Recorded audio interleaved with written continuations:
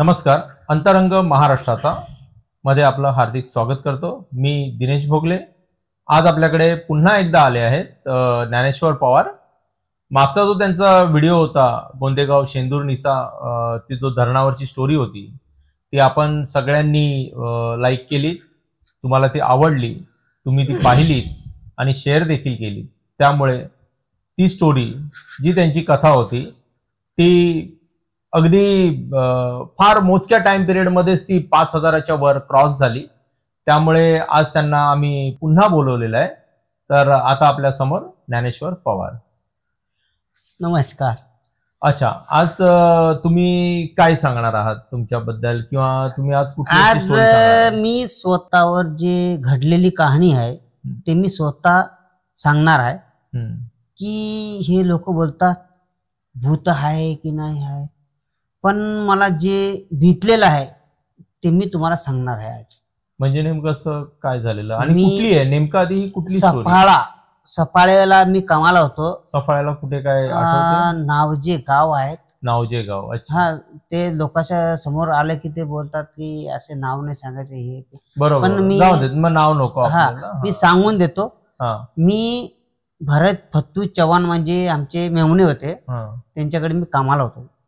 काय तिथे काम करायला गेलेलं? आम्ही काय बिगारी तेव्हा ना नवीन आलेलो. 2004 ची गोष्ट आहे जवळपास. 2004 ची बरोबर. कारण 2003 ला माझं लग्न झालेलं. नाही, 2006 ची गोष्ट आहे. म्हणजे माझा एक मुलगा पण झालेला ना. 2006 ची गोष्ट आहे. अच्छा. तर आम्ही तिथे नावजेला कामाला गेलेलो. पण काय काम चालू होतं, काय तिथे बनत होतं? ते मंदिर बनवायचं होतं. अच्छा, मंदिर आणि सभा मंडप वगैरे काहीतरी. म्हणजे ते अच्छा, म्हणजे त्यांचा आश्रम सारखं वगैरे आश्रम. हा बरोबर. आश्रमचा काम होता. म्हणजे सभा मंडप इकडे काय बोलतात ते आपल्याला काय एवढं हे नाही. असेल स्विमिंग पूल हे ते काय मोठं काम होतं ते. अच्छा. म्हणजे कमीत कमी 6-7 एकराचा गट होता ते. अरे बापरे. त्याच्यात ते काम चालू होता. ते लोक आम्ही कमीत कमी 1 महिना काम केलं पहिले. आम्हाला काही जाणवलंच नाही. सकाळी कामाला लागले की संध्याकाळी 6:30-7 ला आम्ही सुटायचो. स्वतः जेवण बनवायचे तेव्हा. म्हणजे तिथं बाई कोणी नेऊ नाही शकत ना.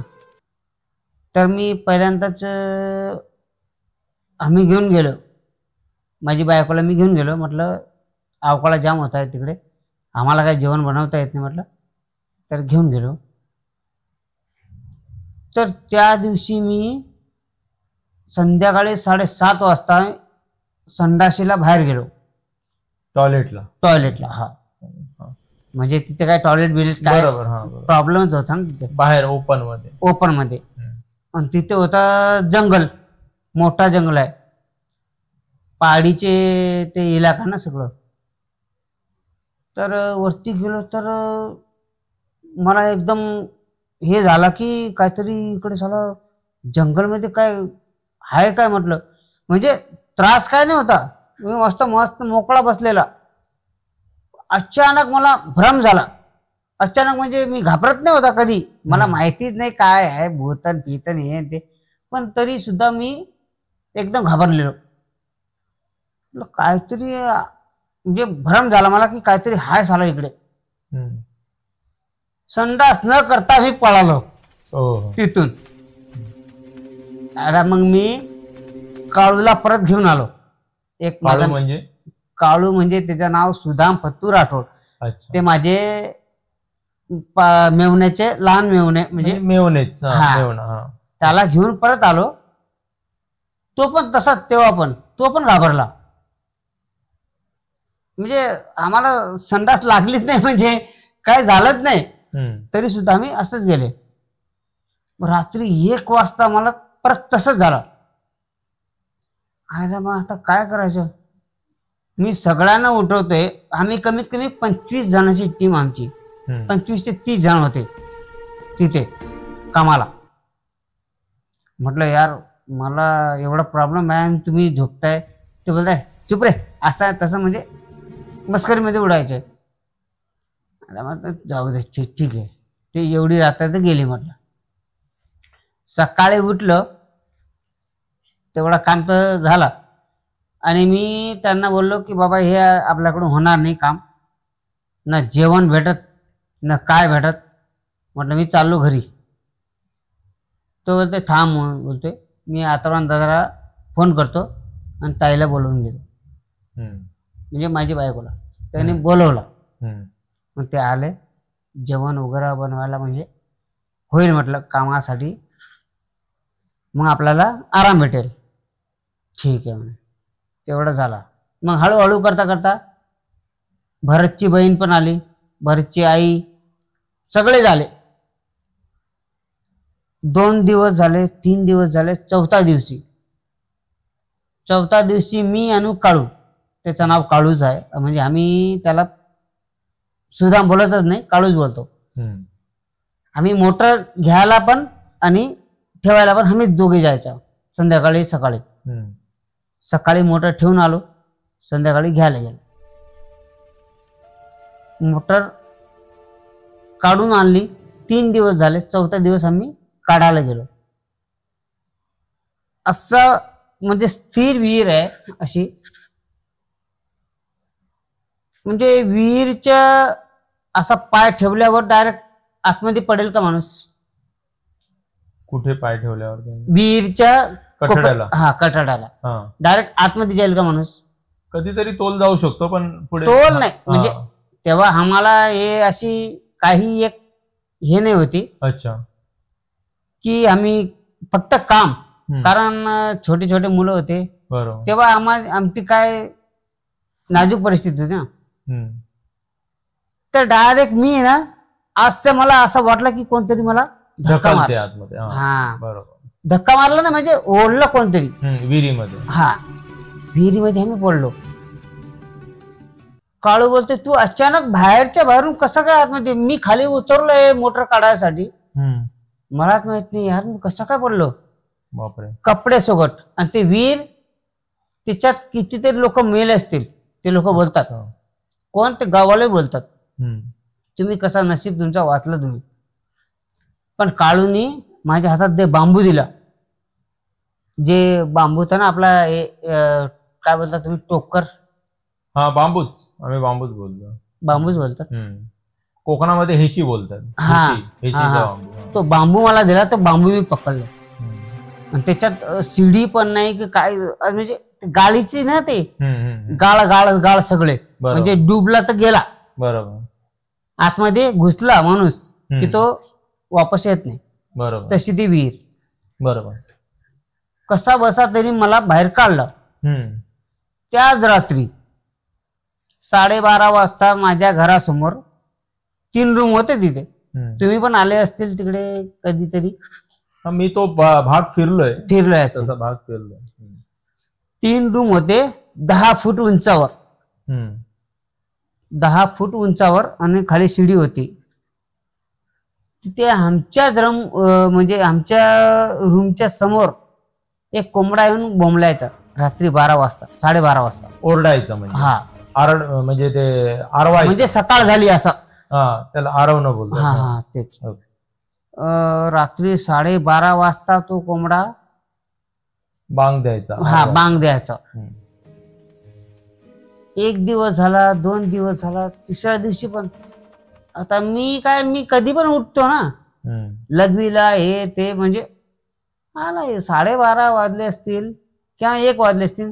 एवढं लवकर कसं काय कोंबडा आला? कोंबडा बिडा काय दिसत नाही, पण आवाज माझ्या घरीच, म्हणजे घराच्या बाजूलाच. 4थ्या दिवशी रितेश उठून पळतोय डायरेक्ट. रितेश म्हणजे तुमचा मुलगा? अच्छा. हा, वर्षभर झाले असतील, म्हणजे लहान होता. 2 वर्षाच्या आतमधला. हा, 2 वर्षाच्या आतमधला. म्हणजे तो चालायचा फिरायचा असा. तो वरतून असं पळत पळत, म्हणजे पळत पळत डायरेक्ट 10 फुटून खाली उडी मारली. म्हणजे त्याला कोणतरी हाक मारला असं. आणि मी बघतोय, मी स्वतःहून बघतोय त्याला, हा कुठे चाललाय, पण मी त्याला पकडून नाही शकत. मला काय होतंय मलाच माहित नाही त्या रूम मध्ये. आणि बायको पण झोपली आहे. त्याला अचानक भ्रम झाला की माझा मुलगा गेला. ती अशी पळते मी त्याला पण बघतोय, ती त्याच्या पाठोपाठ त्याच्यावरती, आणि खाली काचेचे तुकडे एवढे एवढे खाली 10 फूट उंचावर, म्हणजे कोणी यायला नाही पाहिजे, ते सगळे काच. आणि पायरी दुसऱ्या साईडला ना, ते दोघी काचेच्या वर पडले, पण कोणाला असा एक लागला पण नाही. मी विचार करतोय, साले हे जाता कुठे आहेत आणि मला का नाही घेऊन जात. म्हणजे तुम्ही तिथे काय बनत होतं त्याच्या वरच्या मजल्यावरती तुम्ही सगळे झोपलेले? नाही, मधला काय नाही, 10 फुटावर एक रूम होता, 3 रूम होते. अच्छा, आश्रम सारखा.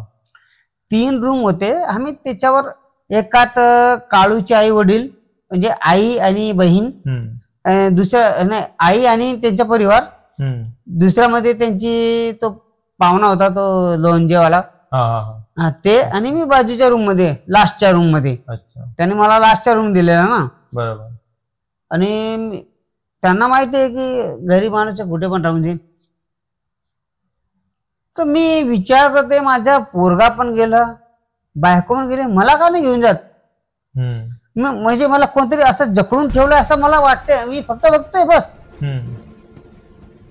कधीच्या कधी सगळे लोक ओरडत होते, तेव्हा मी उठून ओरडत ओरडत असा पळालो की काहीतरी झालं.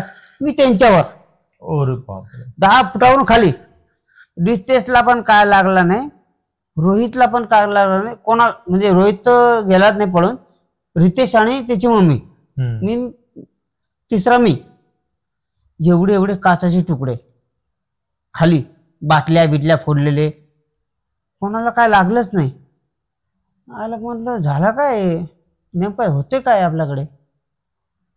नाही तुम्ही काल कुठे, म्हटलं विहिरीत पडलेलो, काहीतरी आहे म्हणे गडबडीकडे.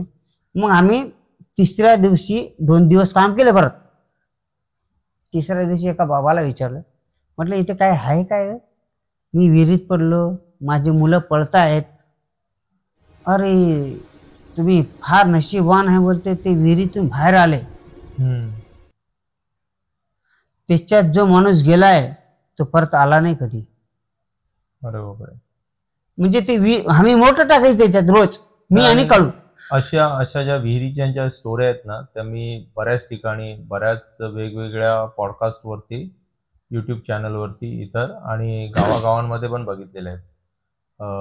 जिथे पाणी असते तिथे आसरं असतात. आसरा हा शब्द कोकणातला आहे. आणि आम्ही तर लहान असल्यामुळे आम्ही तिथे सर्रास ज्यावेळी फिरायचो त्यावेळी तिथली जुनी माणसं अशी सांगायची की नदीच्या इथे ठिकाणी कोंडी असतात, कोंड असते. कोंड म्हणजे नदीमध्ये जे एक नदीमध्ये एक अशी खड्डा झालेला असतो पाण्याच्या प्रवाहाने, आणि तिथे पाणी अगदी पाणी नदी, आमच्या इकडचा पट्टा कसा आहे माहितीये की तो, आता आमच्या इथे जवळची गड नदी आहे, तर जी गड नदी आहे ती पावसाळ्यामध्ये तुडुंब भरलेली असते, आणि मेच्या आसपास, म्हणजे अगदी जानेवारी, फेब्रुवारी, मार्च, जानेवारीच्या नंतर ती जवळजवळ पूर्ण सुकलेली असते.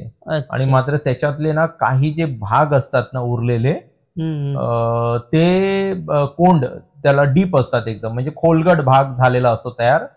त्याच्यामध्ये कित्येक भागामध्ये अशी खाप पण असते मध्ये आतमध्ये. तर अशा ज्या कोंडी पडलेल्या असतात ना, ज्याच्यामध्ये पाणी अगदी राहते, त्याच्यात लहान मुलं, मोठी माणसं म्हणा, अशा गरमीच्या सीझन मध्ये आंघोळीला वगैरे तिथेच जातात नदीवरती. असं असते. तर अशा ठिकाणी आसरं असतात. आसरं म्हणजे एक म्हणतात भूतांचे प्रकार आहेत, किंवा ते काही आत्म्यांचे प्रकार आहेत की जे अतृप्त आत्मे असतात, ते आसरं. आणि तुम्हालाही जर कोणाला जर अशा प्रकारची जर काही स्टोरी माहिती असेल, अशा आसरांच्या संदर्भात वगैरे, काही कोकणातली असेल, इतर महाराष्ट्रातल्या भागातली असेल, तर तुम्ही नक्की आम्हाला कमेंटमध्ये कळवा. तर पुढे ते विहिरीचं, ते लोक मला विचारतायत, तुम्ही एवढे भाग्यशाली की ते विहिरीतून तुम्ही वाचले. म्हटलं काय आहे ते विहिरीत. अरे त्या विहिरीत असं आहे, तुम्ही पाणी काढतात, ते वरून पाईप टाकतात, ते ठीक आहे, तुम्ही त्याच्यात पडून तुम्ही बाहेर आलेत, हे तुमचं नशीब आहे. म्हटलं हे तर मी वाचलो. म्हटलं त्याने मला बांबू दिला, मला भूत भीत काय, मला याची काय कल्पनाच नाही. म्हटलं मी कधी बघितलंच नाही. पण परवाच्या दिवशी म्हटलं माझ्या पोरगा रात्री 12:30 वाजता कोंबडा बांग देतोय, 1:30 वाजता मुलगा पळून जातोय, त्याच्या मागोमाग बायको पळून जाते, त्याच्या मागोमाग मी पळून जाते. म्हणजे हे काय झालं म्हटलं. तिथे चकवा आहे बोलते आईच्या गावात. चकवा आहे की भूत आहे ते मला काय अजूनपर्यंत मला कळालं नाही. मी भरतला विचारू असा वाटत होता, पण भरतने माझ्याशी गोष्ट लपवली. मग नंतर त्याने मी जिथून पळून आलो तेव्हा मला बोललं की तिथे भूत होता. भूत किंवा चकवा काहीतरी हाय बोलते तिकडे, काही असेल. हा म्हणजे काहीतरी एखादी एनर्जी होती, कल्पना आहे त्यांना पण. कारण तो महाराज सुद्धा तिथे जो आपला नारंगीचाच महाराज आहे तिथे तो बनवता येते.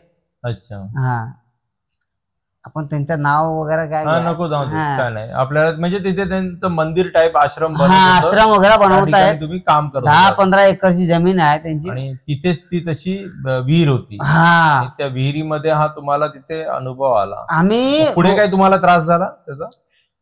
पुढे ऐका आता. तिसऱ्या दिवशी परत त्या दिवस झालं, मी मोटर काढून आणली रात्री. परत तसंच 12:30 वाजता कोंबडा आरवायला लागला, बांग द्यायला लागला. माझ्या घरासमोरच, त्यांच्या घरासमोर नाही, जिथे तुम्ही खोलीमध्ये झोपलेला झोपलं. आमच्या घराला दरवाजा नसतो ना, तिकडे दरवाजा न होता. बरोबर. काय प्रकार आहे यार. ती बोलते झोप ना गुपचूप. कोण? बायको माझी. अच्छा, बायको. कशाला काय, आम्हाला काय ऐकू येत नाही, तुला कसं काय ऐकू येते? म्हणजे मला ऐकू येते कोंबडा इकडे आहे, समोर आहे. म्हटलं पकडून आणू काय त्याला, असा बोलतो मी त्याला. ते बोलते झोप, गुपचूप झोप. 1 दिवस झाला, 2 दिवस झाला, तिसऱ्या दिवशी त्यांनी पण ऐकला. बोलतो कोंबडा आहे खरोखर. आला मी काय रोज काय पागल आहे. मी भरतला पण बोललो, यार कोंबडा बोंबलतो रात्री, मला इकडे झोप लागत नाही म्हटलं. बोलतो काळू आला माझ्याकडे झोपायला. आम्ही 5 जण झालो, म्हणजे मला भीती वाटायची ना. त्याला ऐकून यायचं, आम्ही सगळेजण ऐकतोय. ते दोघी पोरं तर झोपले, ते बारके बारके ना, आणि आम्ही ऐकतोय दोघी. ह्याला कोंबडा अजून आहे, पकडू काय त्याला म्हटलं, पकडून कापून टाकतो म्हटलं. ती बोलते नाही नाही नाही, ते काहीतरी हाय मायावी काहीतरी, आपण उद्या काहीतरी करू बोलतो. त्या रात्री आम्ही झोपलो नाही. सकाळी उठून मी नावजे गावात गेलो चहा आणि साखर आणायला. म्हणजे दूध काय इकडे भेटायचं नाही, त्या गावात काय म्हशी नाही, ताडी भेटायची फक्त. ओ बापरे. म्हणजे तो आपला समुद्र टाईपचा जवळचा पट्टा सगळं. म्हणजे ते विचित्रच गाव. वाचमीन म्हणतो आंधळा तिकडे यायचा रात्री 12 वाजता आमच्याकडे भेटायला. बापरे, त्यांच्या घरी पण गाव विचित्र नाही, गाव अतिशय सुंदर आहे. नावजे गाव मी तुम्हाला सांगतो, सफाळ्यामध्ये आहेत. माझे कित्येक मित्र आहेत, अगदी सफाळ्यामध्ये पारगावला पण माझे मित्र आहेत. नाही विचित्र असं नाही. मी तुम्हाला एक सांगतो, कसं असतं माहिती, एखाद्या आपण ठिकाणी ज्या वेळेला जातो ना, त्यावेळेला आपल्याला विचित्र अनुभव कधीतरी येऊ शकतात. आपल्याला तोच अनुभव दुसऱ्याला येऊ नाही शकत. त्याच्यामुळे आपलं एक मत होते की बाबा तिथे ते विचित्रच सगळ्या घटना घडतात. गावं अतिशय सुंदर आहेत. जसं मला मागच्या वेळेला अनुभव आलेला परशुराम घाटामध्ये वगैरे, असं सगळं अनुभव आपल्याला एखाद्या ठिकाणी येऊ शकतात. पण ती ठिकाणं मात्र अतिशय सुंदर असतात, चांगली असतात. आणि प्रत्येक गावातलं कसं असते माहिती, जो ज्या ठिकाणी राहतो ना, त्याचं त्या भूमीवरती त्याची जन्मभूमी असते ना. आता आपण एखादं समजा, आता आपण विरारमध्ये जन्माला आलो, त्याच्यामुळे आपल्याला त्याच्याशी कनेक्टिव्हिटी जास्त असते.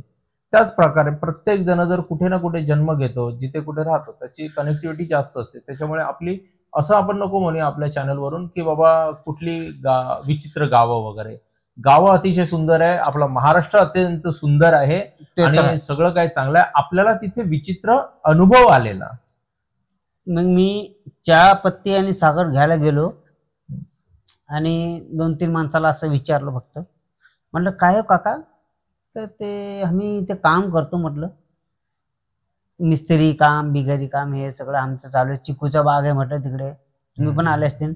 ते माहिती मला अगदी डहाणूपर्यंत. नाही, हे लोकांना असं विचारलं मी की तुम्ही पण आले असतील तिकडे फिरायला वगैरे, काळी मैना खायला वगैरे, तिकडे सगळं त्यांचे झाडं वगैरे होती अच्छा, ना, अच्छा, बरोबर. पहाडी आहे तिकडे. बरोबर. तर ते लोक बोलते, "अरे तुम्ही तिथे काम करताय?" अच्छा. तो पण काय बोललो नाही. मी घेतले खारी वगैरे. आता रितेश लहान होता, त्याला खारी वगैरे लागायची. खारी, दूध वगैरे, म्हणजे दूध तर काय भेटलंच नाही. खारी आणि चहा साखर घेतली आणि आलो. 3 दिवस झाले. त्याच्यानंतर माझा सासरा आला तिथे काम करायसाठी. अच्छा. आत्मारामचा बाबा. आत्माराम म्हणजे? आमचा मेवणा मोठा, अच्छा, मोठा. सक्कावाला. हो. 3 दिवस झाले काम करता करता. त्यांना काय हे झालं नाही. मी त्यांच्यासाठी ताडी घेऊन यायचो तांब्यावरून. 20 रुपयाची ते मोठा तांबा भरून द्यायचे, प्यायचे. तिसऱ्या दिवशी तर लघवीला बाहेर आले. ते आमच्याच रूम मध्ये ना, असं म्हणजे आम्ही त्यांचे सख्खे आहे ना तिकडे. तर ते लघवीला बाहेर गेले.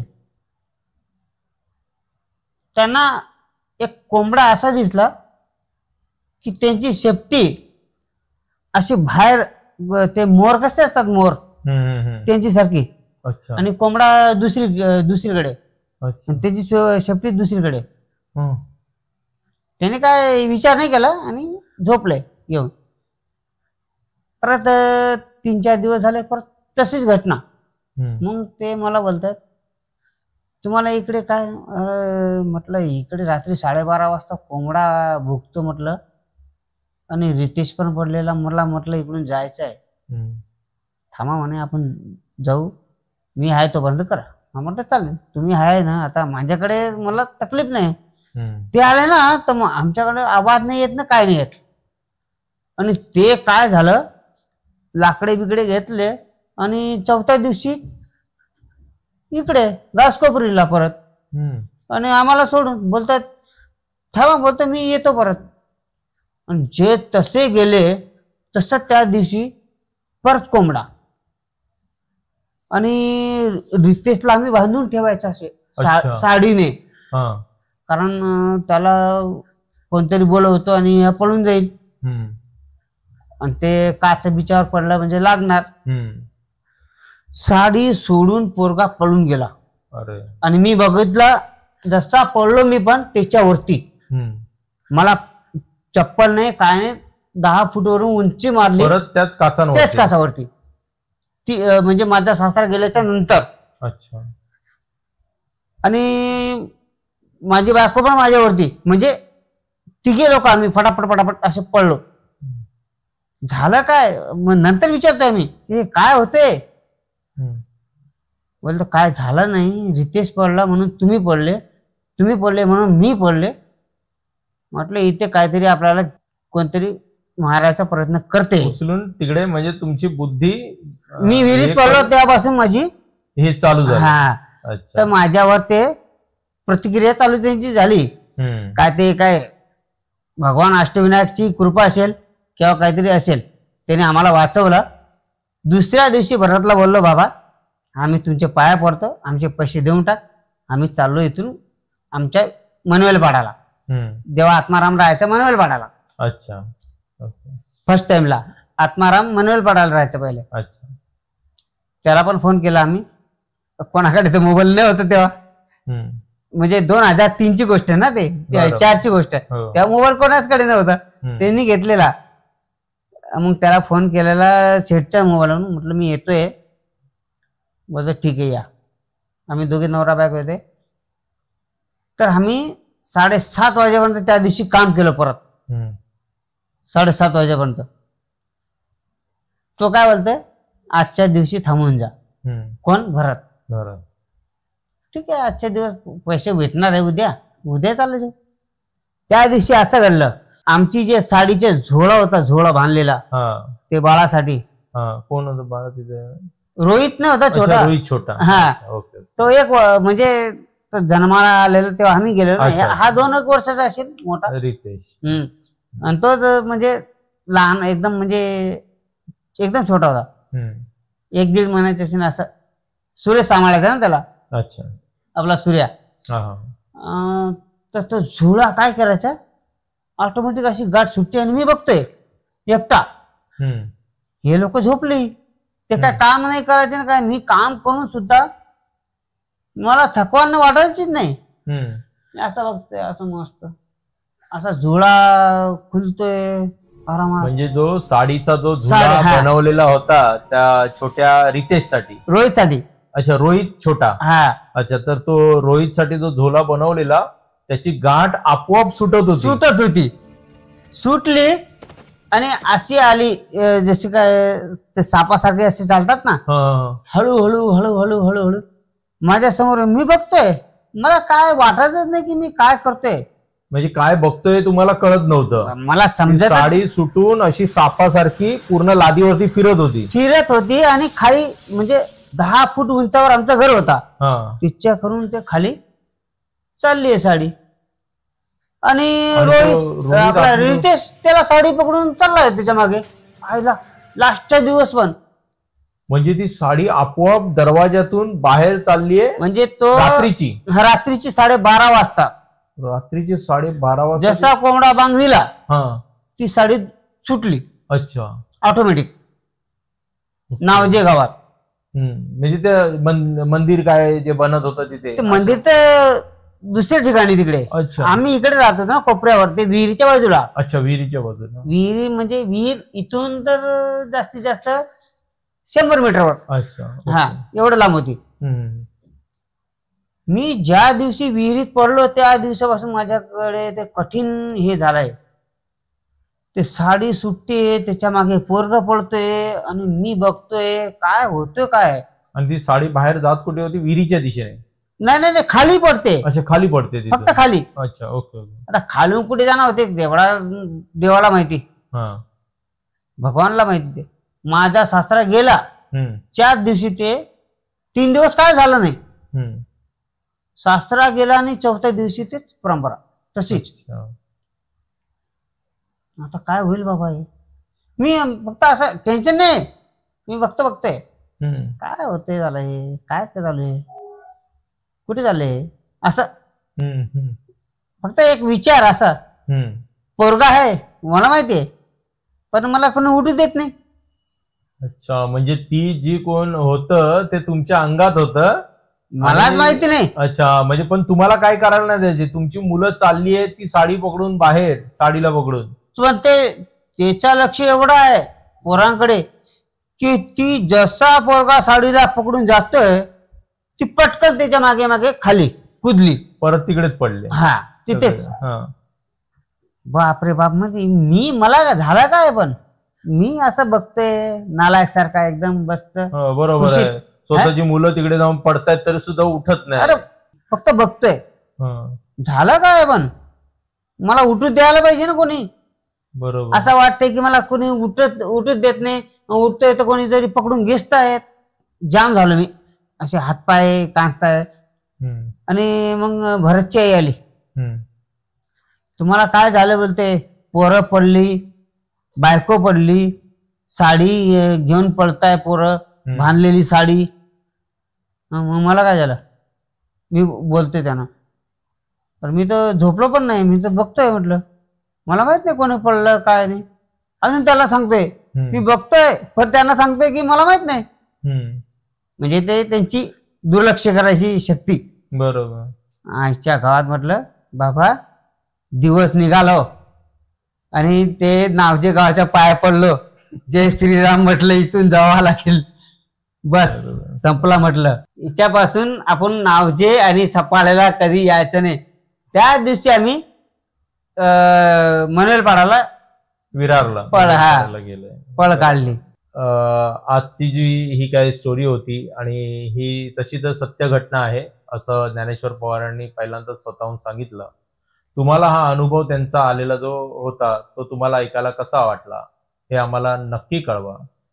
खाली कमेंट बॉक्समध्ये तुमच्या कमेंट आम्हाला फार गरजेच्या आहेत. त्यामुळे आम्हाला कळेल की आम्ही कशा प्रकारचे पॉडकास्टमध्ये विषय आणू आणि आमचा जो पुढचा जो कार्यक्रम आहे संपूर्ण महाराष्ट्रामध्ये आम्हाला हा संपूर्ण महाराष्ट्र आणि तिथल्या लोकांना जो आपल्या चॅनलवरती आणायचा आहे तर आम्हाला त्याच्यासाठीच आम्हाला एक माहिती मिळेल की आम्हाला कशा स्वरूपामध्ये हा कार्यक्रम पुढे घेऊन गेलं पाहिजे. अंतरंग महाराष्ट्राचा असेच पाहत राहा. या व्हिडिओंना शेअर करा, लाईक करा आणि सबस्क्राईब करा. नमस्कार.